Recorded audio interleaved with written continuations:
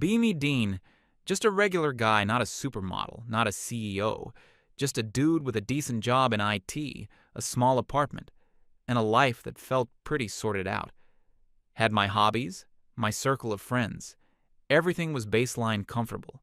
And for about 2 years, the best part of that life was my girlfriend Nomi.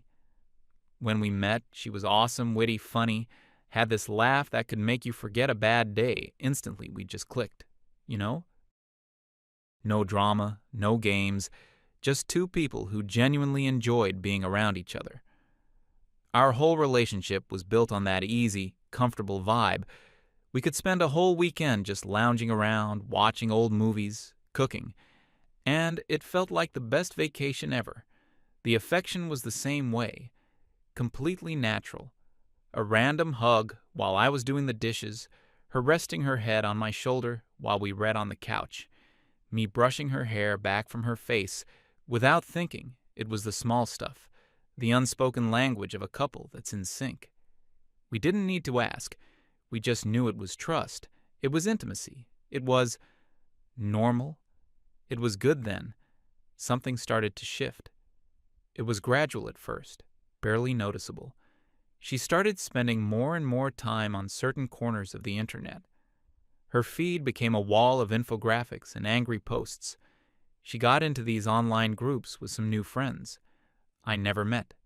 The language started to change suddenly. Everything was about deconstructing this and unpacking, that our casual conversations started to feel like pop quizzes on social theory. She'd bring up things like toxic masculinity. And, at first, I engaged with it. Sure, I get it, some guys are jerks. No one's arguing that I tried to be the supportive boyfriend. Listened to her points. Nod along, figured it was just a new interest. Like when she got really into pottery for a month. But it wasn't a phase. It was becoming her entire personality. She started analyzing everything I did through this new lens. If I held a door open for her, it was a subconscious expression of patriarchal condescension. If I offered to carry the heavy groceries, I was infantilizing her and denying her agency. If I was quiet after a long day at work, I wasn't just tired. I was emotionally withdrawn and perpetuating the stereotype of the uncommunicative male. It was exhausting. I felt like I was constantly walking on eggshells, my every move being scrutinized for some hidden, sinister meaning. The easy, natural flow between us was gone, replaced by this tense, analytical atmosphere. I remember telling my best friend, Leaf, about it over a beer. I was trying to make light of it. But he just looked at me with a dead serious expression. He told me it sounded like she was looking for problems that didn't exist. He said she wasn't seeing me, Dean, anymore. She was seeing a collection of theoretical flaws she'd read about online. I defended her, of course, told him she was just passionate and trying to make the world a better place. He just shrugged and said, "All right, man, just don't let her try to fix you into someone you're not." I should have listened. The real turning point came a few weeks later. She sat me down for what she called a relationship progress meeting. That should have been my first red flag. She had a clipboard and a pen. A damn clipboard. She started talking in this calm, almost corporate voice about how she'd been doing a lot of thinking. She explained that while she loved me, she felt our relationship needed to be ethically realigned, to be truly progressive, and built on a foundation of enthusiastic consent. My brain just kind of buffered at that. I told her I thought we already had that we were always good at communicating. She gave me this patient, slightly condescending smile, the kind of smile you give a child who just doesn't get it. Yet, she explained that nonverbal cues are a patriarchal construct, and that true consent had to be explicit, affirmative, and documented. I literally blinked at her. Documented? That's when she slid a piece of paper across the coffee table. It was a document she'd designed and printed out at the top. In a clean, sans serif font, it read, "Affection and physical intimacy consent form." My jaw must have hit the floor. It looked like something you'd get at the DMV. There were lines for date, time, and signatures. And then there were checkboxes, a whole list of them: hand-holding, duration, hug, type, A, platonic/supportive, B, romantic, kiss, location, A, cheek, B, forehead, C, lips, closed mouth, D, lips, open mouth, cuddling, position, A, spooning, B, face-to-face. I just stared at it, speechless. I thought it was a joke, a really weird, elaborate prank. I started to laugh, expecting her to join in. She didn't. Her expression was completely serious. She told me that from now on, before any physical affection, I would need to present a form for her to review and sign. This, she said, would eliminate any ambiguity and ensure our interactions were always 100% consensual and respectful.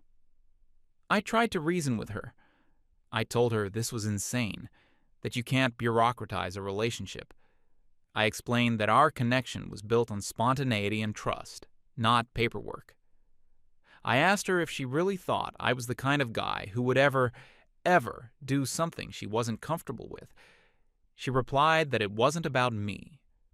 Personally, it was about dismantling the systemic power imbalances inherent in heteronormative relationships. It was like talking to a textbook. The person I knew, the warm, funny Nomi, was gone, replaced by this cold ideologue. I felt a knot forming in my stomach. This wasn't about us anymore. This was about her proving a point to some invisible audience online. I was no longer her boyfriend. I was a variable in her social experiment. But I was in love with her, or at least with the memory of who she used to be. So, like an idiot, I agreed to try it. I thought, maybe if I play along for a week, she'll see how ridiculous it is and drop it. That was my second massive mistake the next morning. The new reality hit me like a ton of bricks. I was about to leave for work. And, out of pure muscle memory, I leaned in to give her a quick kiss goodbye. She flinched back like I'd just tried to brand her with a hot iron. Her eyes darted towards the coffee table, where the stack of freshly printed forms sat. "Dean," she said, her voice laced with disappointment, "we talked about this. The protocol. The protocol." I felt like an employee who'd forgotten to clock in. I sighed, picked up a form and a pen. My hand hovered over the checkboxes. I felt like the stupidest man on the planet. I ticked the box for kiss, location, A, cheek. I signed my name, pushed the paper over to her. She reviewed it, nodded gravely, as if she were approving a corporate merger, and signed her name. Then she turned her cheek to me. I gave her the most sterile, passionless peck on the cheek in human history. It felt transactional, like I was getting a receipt for a purchase. All the warmth, all the simple affection of a goodbye kiss was just gone. I walked out of the apartment that day feeling hollow. The absurdity of it all just kept escalating that weekend. We decided to go for a walk in the park. It was a nice day, and for a moment, it felt like old times instinctively. I reached for her hand. She pulled it away immediately. "Did you bring a form?" she asked, completely deadpan. I had not brought a form, because I was a normal human being going for a walk, not a paralegal heading to a deposition. So we walked side by side, with a careful foot of space between us, like two strangers who happened to be going in the same direction. I could feel people looking at us, this weird, disconnected couple. The silence between us was heavy with unspoken rules. Later that night, we were watching a movie on the couch. It was a thriller, and a jump scare made her yelp. My arm went around her automatically, a protective, comforting gesture. She stiffened instantly. "Dean," she whispered, her voice tight. "Consent." I retracted my arm like it was on fire. "Sorry," I mumbled. "It was just a reflex." "Reflexes are built on conditioning," she replied, not taking her eyes off the screen. "We need to recondition ours to be more mindful." I spent the rest of the movie sitting perfectly still, my hands clasped in my lap. I wasn't even watching the film anymore. I was just acutely aware of the space between us, this dead zone where affection used to live. I felt like I was being trained, like a dog being taught not to jump on the furniture. Every natural impulse I had was now wrong, a transgression that needed to be corrected. My own home was starting to feel like a minefield. I met up with Leaf again a few days later. I told him everything, the forms, the protocol, the incident in the park I was expecting, and I told you so. But he just listened patiently when I was done. He was quiet for a long time. Then he looked me right in the eye and said, "She's not in a relationship with you anymore, Dean. She's in a relationship with her ideology. You're just a prop." He explained that this wasn't about safety or respect. It was about control. It was a power play dressed up in academic language. She had created a system where she held all the cards. She was the one who could grant or deny affection, and I was the one who had to beg for it. In writing, it was a constant low-grade humiliation, designed to make me feel like I was always in the wrong, always one step away from being a problem. Every word he said hit home. It was the truth. I didn't want to admit to myself, but still, a part of me clung to hope. I remembered the Nomi from before, the one who would grab my hand just because, the one whose laugh was the best sound in the world. I thought maybe, just maybe, I could get her back, so I doubled down on my attempt to comply. I started carrying a few blank forms in my wallet, just in case I tried to make a joke out of it. I'd present a form with a flourish, like a waiter presenting the wine list. "Madam," I'd say in a goofy accent, "might I petition for a brief hand-holding session?" She never cracked a smile. She would just take the form, review it with the seriousness of a bomb disposal expert, and sign. The system was not a game to her. It was gospel. It got worse. She bought a 3-ring binder and a label maker. The binder was labeled Consent Archive. She started filing away all the signed forms. Organized by date, our relationship now had a paper trail. One evening, I came home to find her at the kitchen table, designing new, more detailed forms on her laptop. She told me the original form was too simplistic and lacked nuance. She had created appendices, Appendix A, cuddling specifics. This one had diagrams showing acceptable positions and required you to specify the duration in 5-minute increments. Appendix B, emotional support contact. This was for situations where one of us was upset. It had a clause stating that physical comfort does not imply an endorsement of the emotional state's validity. I felt a cold dread wash over me. This wasn't a temporary phase. This was her life's new project. She was building a fortress of bureaucracy around her heart, and I was on the outside. The natural give and take of a relationship was being replaced by a sterile, one-way process of applications and approvals. I was no longer an equal partner. I was a petitioner, an applicant. My desire for her was something that had to be requested, vetted, and authorized. The romance was being systematically dismantled, piece by piece, form by form. I started to feel a strange detachment, the constant self-monitoring, the fear of making a procedural error was exhausting, so I just started to stop. I stopped initiating. It was easier than going through the paperwork. It was less humiliating than having my natural affection be subject to review if I wanted to hug her. The thought would pop into my head, followed immediately by an image of the forms and the binder and the whole ridiculous process, and the desire would just die. It was like a switch being flipped off in my brain. The warmth I felt for her was being chipped away with every signed paper, every procedural correction. The space between us on the couch grew wider. The casual touches disappeared completely. Our apartment, which used to be filled with laughter and easy intimacy, became quiet and still. We were turning into roommates, polite but distant. She didn't seem to notice, or if she did, she seemed to approve one afternoon. She proudly told me that our relationship was now a model of ethical interaction. She said she'd been telling her online friends about our system, and they were all so impressed. They saw her as a pioneer, a trailblazer in the world of progressive relationships. Hearing that made me feel sick.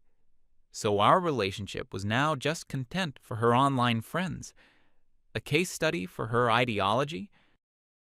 It confirmed everything Leif had said. I wasn't a person to her anymore. I was a success story. The final nail in the coffin was yet to come, but the wood was already in place, the hammer already raised. I remember one specific evening vividly. We were watching a movie again, and it was a genuinely funny one. I laughed at a joke, a real deep belly laugh. I looked over at her, wanting to share the moment, to see her laughing too. She was smiling, but it was a small, tight smile. Then she looked at me, and her expression changed. She said, "It's interesting how male-coded humor often relies on aggression or schadenfreude." And just like that, the moment was dead. I wasn't just laughing. I was performing masculinity. I couldn't even share a simple laugh with her without it being put under a microscope and dissected for problematic elements. I realized then that I couldn't do anything right. Every single thing I did was filtered through her ideological lens and found wanting. I felt an immense sense of fatigue, a bone-deep weariness. I wasn't just tired of the forms, I was tired of being judged, constantly, for just existing. I was tired of my love being treated like a problem to be managed a few days after that. The thing that would break me finally happened. It wasn't dramatic. It wasn't a huge fight.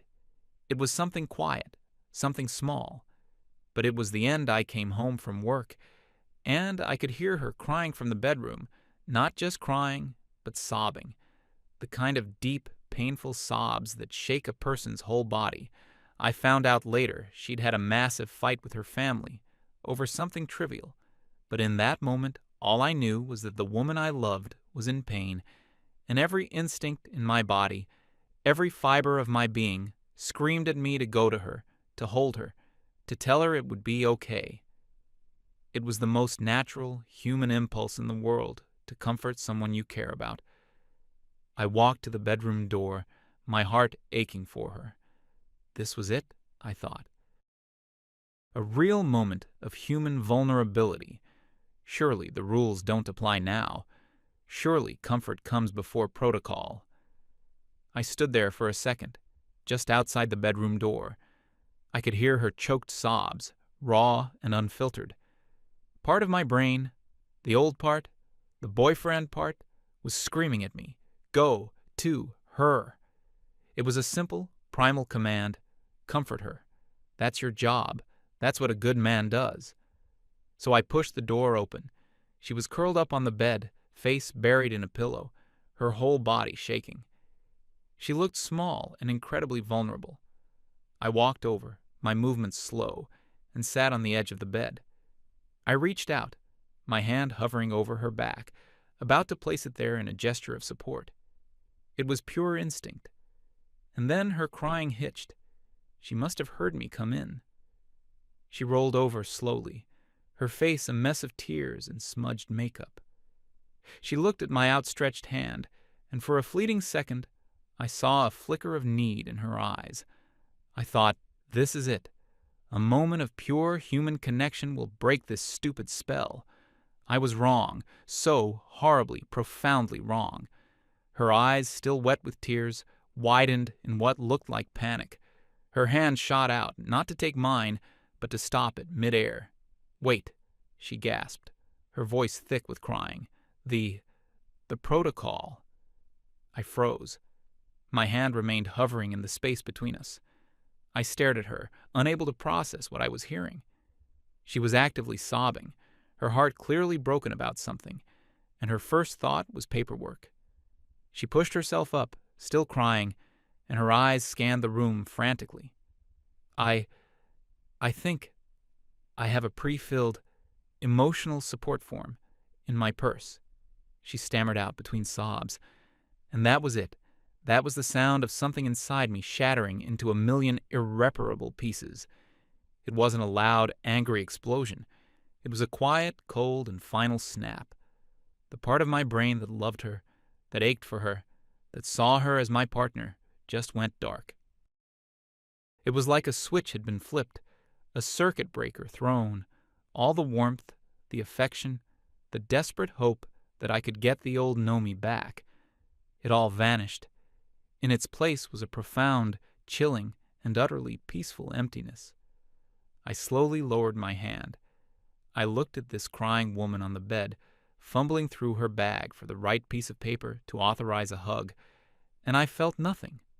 Not anger, not pity, not sadness, just nothing. It was like looking at a stranger, a very strange, very sad stranger who had nothing to do with me. I stood up from the bed. She looked up at me, her face a mixture of confusion and tears, a crumpled form now clutched in her hand. What are you doing?" she asked. I didn't answer. I turned around, walked out of the bedroom, and closed the door softly behind me. I went into the living room, sat on the couch, and picked up a magazine. I stared at the pages, not reading the words, just letting the quiet of the apartment settle over me. I could still hear her crying, but it sounded distant now, like it was coming from a different house, a different life. It had no more emotional effect on me than the sound of traffic outside. That night, the switch in my brain stayed off. I had crossed a threshold, and there was no going back. The next morning, I woke up, and the feeling of emptiness was still there. But it wasn't a bad feeling. It was clear. It was the absence of anxiety, the absence of walking on eggshells, the absence of the constant low-level stress of trying to please someone who could never be pleased. I was free. I got up, made myself a coffee, and got ready for work. Usually I'd make her a cup too, leaving it on the nightstand. I didn't. I went through my routine in silence. As I was about to leave, she came out of the bedroom, her eyes red and puffy. She looked at me, standing by the door, and there was an awkward silence. In the old days, this was when the goodbye kiss would happen. In the new days, this was when the form would be presented. Today, it was nothing. I just looked at her, gave a slight, polite nod, and said, "Have a good day." Then I walked out. I didn't try to touch her. I didn't ask for a form. I didn't engage with the system at all. I had simply opted out. The days that followed were strange. I continued to live in the apartment, but I was more like a ghost. I was polite. I was clean. I paid my half of the rent, but I was emotionally gone. I stopped initiating any kind of non-essential interaction. I didn't ask her about her day beyond a cursory, "How was it?" I didn't suggest we watch a movie together. I certainly didn't attempt any form of physical contact. The stack of consent forms on the coffee table began to gather a thin layer of dust. At first, I think she saw it as a victory. See? Her system worked. I was no longer a threat. I was no longer making unsolicited advances. She told her friends online that I had finally internalized the principles of enthusiastic consent. She seemed almost proud of my new, detached behavior. But then the first week passed, then the second. The silence in the apartment grew deeper, heavier. The lack of affection wasn't a respectful pause anymore. It was a gaping void. She started to realize that the system had a fatal flaw. It could grant permission for affection, but it couldn't create the desire for it. And my desire was completely, utterly gone. She started trying to prompt me. She would let out a big, dramatic sigh and say, "I'm feeling really stressed today. I could really use a hug." I'd look up from my book and reply, matter-of-factly, "Okay, the forms are on the table if you'd like to authorize one." My tone wasn't sarcastic or angry. It was perfectly neutral, like I was telling her where the remote control was. I was simply following her rules. She would just stare at me, flustered, and then mutter, "Never mind." she tried a new tactic. She started filling out the forms herself, signing her part, and then leaving them for me. One evening, I came home to find a form on my pillow. The box for cuddling was checked, with a specified duration of 15 minutes. It was signed and dated by her. I picked it up, read it, and placed it on my nightstand. Then I got into bed, on my side, and went to sleep. I didn't touch her. The next morning, she asked me why. "I saw the form," she said, trying to keep her voice steady. "You didn't act on it." I turned to her, my face a blank canvas. "It was a consent form, Noemi," I said calmly. "It grants permission. It doesn't place an obligation. I simply didn't wish to engage. Thank you for the offer, though." The look on her face was a mixture of shock and dawning horror. She was being defeated by her own logic. She was getting a taste of what it felt like to have your desire for connection be subject to another person's detached approval. It was the ultimate role reversal. She was now the one seeking affection, and I was the impassive gatekeeper. The difference was, my gate was closed permanently. I spoke to Leaf about it that weekend. I laid out the whole story, the crying, the form, the switch that flipped in my head. He listened intently, a grim look on his face. "So, you're just ignoring her?" he asked. "No," I corrected him. "That's the beauty of it. I'm not ignoring her. I am complying with her system, 100% to the letter. Her system requires that all affection be initiated via a formal, documented request. Since I no longer have the desire to make such requests, I don't. And when she makes one, I treat it as what it is, an offer I have the right to refuse. I am being the perfect, most respectful partner according to her own rulebook." Leif was silent for a moment, and then he let out a low whistle. "That's brutal," he said. "It's malicious compliance on a whole other level." "It's not malicious," I replied honestly. "It's just compliance. The malice, the desire, the feelings, they're all gone. I'm just an automaton following a program, the program she wrote." He understood. He saw that this wasn't revenge. This was an outcome, the logical conclusion of her experiment. Back at the apartment, things continued to deteriorate. Her frustration grew daily. She started trying to pick fights, probably just to get some kind of emotional reaction from me. She'd criticize the way I loaded the dishwasher. She'd analyze a comment I made about the weather for problematic undertones. I would just listen, nod, and say, "I'll keep that in mind." No anger, no defense, just a calm gray wall of non-reaction. It was driving her insane. She couldn't understand how I could be so calm, so detached. She had spent months pathologizing every male emotion as some form of toxicity, and now that I was displaying no emotion at all, she didn't know what to do. She was like a matador in an empty ring. Her ideology had prepared her for a fight with a raging bull of toxic masculinity, but it had no answer for a man who simply put down his horns and started grazing peacefully in a corner. One night, she tried to get romantic. She put on some music, lit some candles, and came out of the bedroom wearing something nice. She sat next to me on the couch. I didn't react. I just kept reading my book. She cleared her throat. "It's a nice night," she said. "It is," I agreed, not looking up. She put her hand on my knee. I instinctively looked down at her hand, then up at her face, my expression neutral. I didn't flinch away. I just looked. That simple, questioning look was enough. She snatched her hand back as if my leg was electrified. She knew the unspoken question in my gaze. "Where's the form?" The atmosphere was thick with her failure. The candles flickered. The music played to an audience of one. The evening she had planned was a total bust. I wasn't playing hard to get. I wasn't punishing her. The simple, devastating truth was that I just didn't care. Her touch meant nothing to me anymore. It was just a physical sensation, like a fly landing on my arm. Her attempts to be seductive were like watching a nature documentary. Interesting from a detached, biological perspective, but it stirred nothing in me. She had successfully and surgically removed my attraction to her, and now she was baffled by the scar. The breaking point came about a month after my awakening. It was a quiet weeknight. I was at the kitchen table, paying some bills online. She was pacing around the living room like a caged animal. I could feel her staring at me, feel the waves of her frustration rolling off her.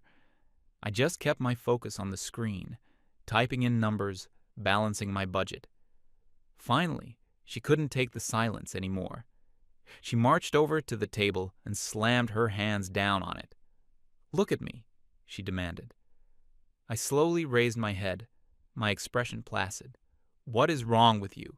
she yelled, her voice cracking. "Why are you like this? Why are you so cold?" I took a slow breath. I knew this was it, the final confrontation. "I'm not cold, Nomi," I said, my voice even. "I am being exactly the man you trained me to be." "What are you talking about? I didn't ask for this. I didn't ask for you to treat me like a roommate." "Didn't you?" I asked gently. "You implemented a system where every single interaction had to be filtered through a lens of suspicion. You taught me that my natural instincts to show affection were predatory. You conditioned me to believe that my touch was a potential violation until proven otherwise by a signed document." I leaned back in my chair, my calmness a stark contrast to her rising hysteria. "You treated our relationship like a legal contract, and you treated me like the opposing counsel. You made me so self-conscious, so afraid of making a wrong move, that I learned to just not move at all.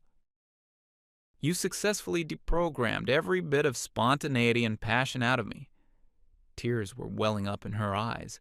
"I was just trying to make things respectful. I was trying to build our relationship on a foundation of consent."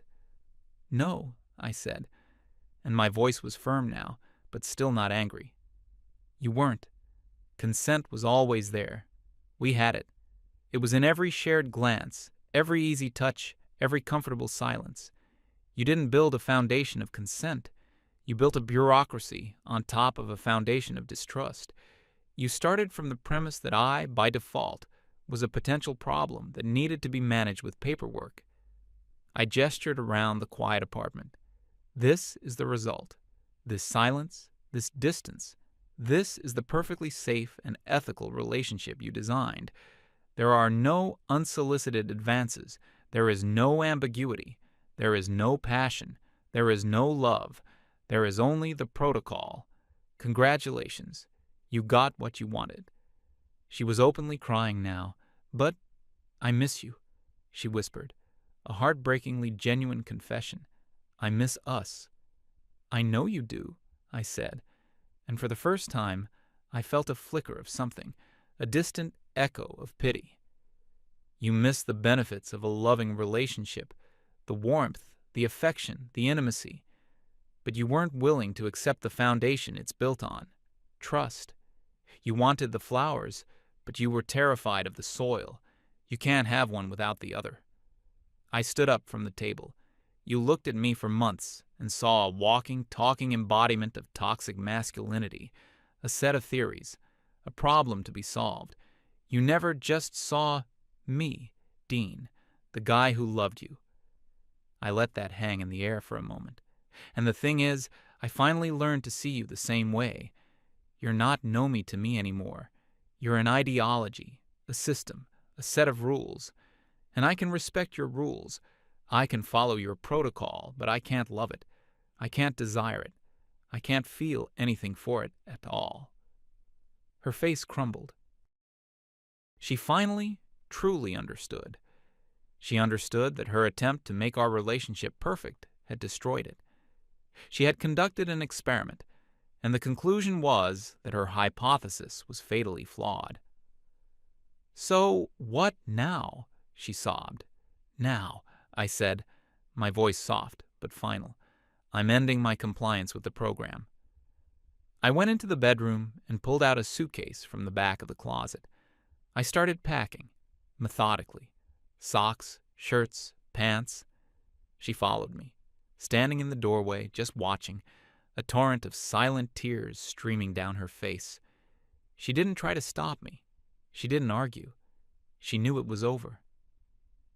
As I packed my toiletries, I saw the little 3-ring binder she kept on her dresser, the one with the neatly printed label, Consent Archive, a complete documented history of the death of our love.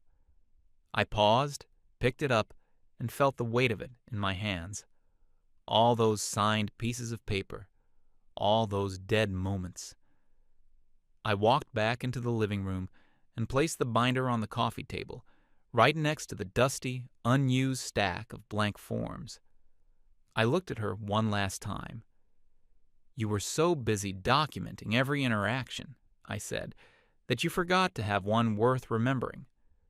And with that, I picked up my suitcase, walked to the door, and didn't look back. I stepped out into the night air. It was cool and clean. As I walked down the street, away from the apartment and the binder and the protocol, I didn't feel sad. I didn't feel angry. I just felt light, like a massive, invisible weight I hadn't even realized I was carrying had just been lifted off my shoulders. I was free. Free from the scrutiny, free from the paperwork, free from the constant draining performance. I wasn't a partner or a petitioner or a potential threat anymore. I was just Dean. And for the first time in a very, very long time, that felt like enough.